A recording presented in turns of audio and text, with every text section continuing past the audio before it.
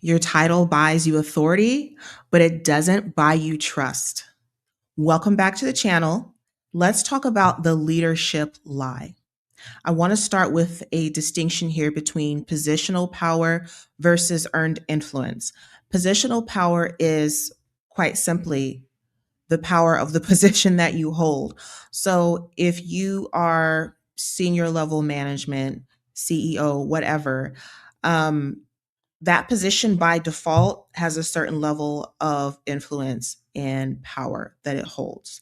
That has nothing to do with you.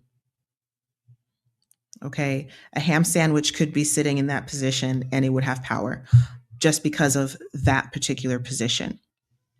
Now, positional power only goes so far because your people will only respect you as far as that position goes. Positional power has nothing to do with the kind of person you are, your character, your actions. It is just that. And positional power can be very hollow. It can be very superficial because it doesn't buy loyalty. Trust is what buys loyalty. And you don't get trust without the second part of this distinction, which is earned influence. Earned influence is where you have rolled up your sleeves and you have paid the cost to be the boss, essentially. You have earned trust through your actions, through your character, through walking the walk.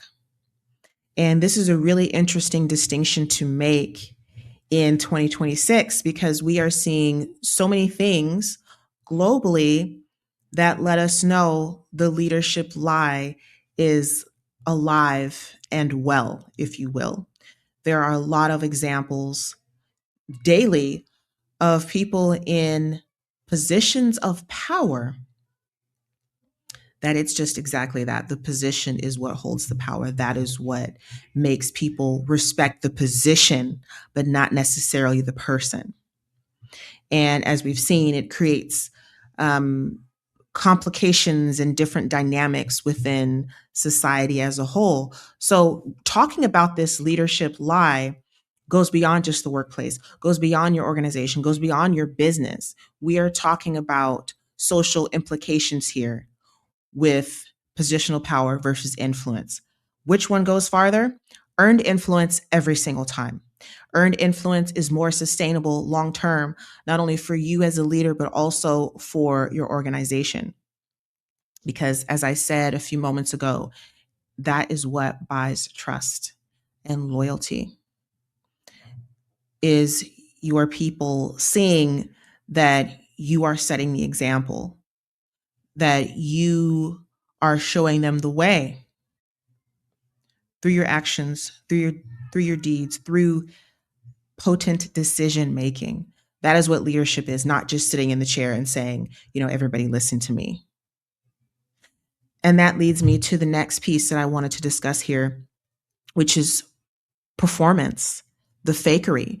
There are a lot of leaders out there who, and I'm using leadership as a blanket, leader here as a blanket term here. There are a lot of leaders out there who are excellent at managing up. What do I mean by managing up? They are great at putting together some fire presentations. They are great at organizing, company meetings and potlucks. They are excellent at impressing the boss. In the military, we used to call this getting FaceTime. If you could get FaceTime with the commander, that was great because he or she would remember you. That's something that you wanted to do. But what goes on behind the scenes with the fakery, with just performing leadership, people doing the things that they think equate to leadership? Chaos, confusion, resentment behind the scenes with your teams, lack of communication, lack of execution and productivity, high turnover rates. These are real things that are going on, all because of the performance, the fakery. And the performance and fakery ties back to what? The leadership lie.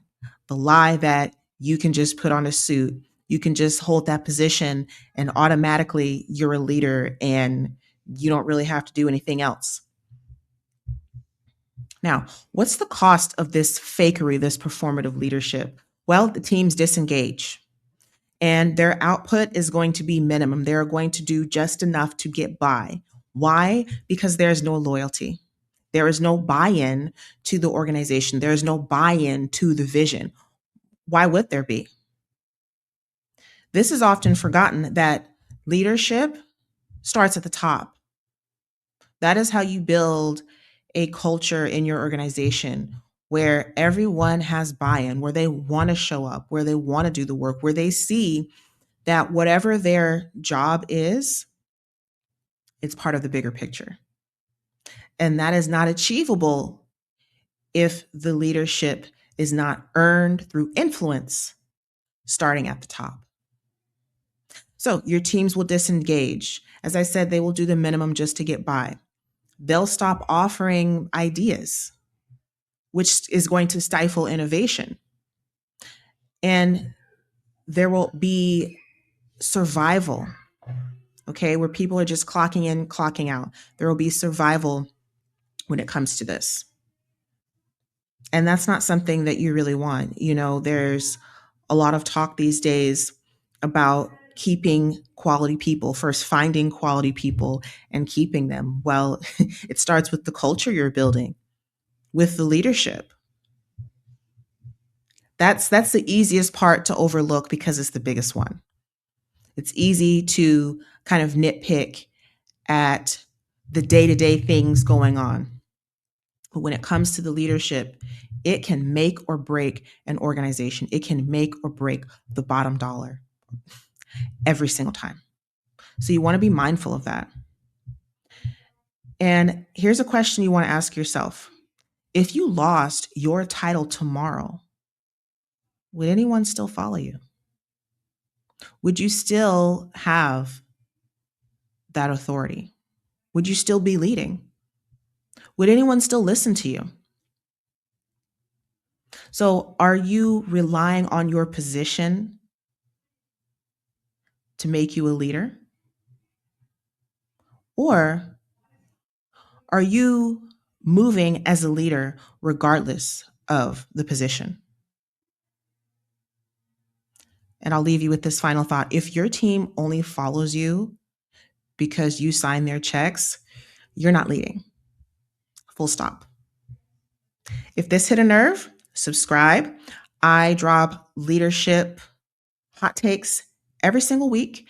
And if you are ready to bring this kind of honesty, okay, into your organization, you want to get real about implementing leadership that is going to be sustainable for you and your team.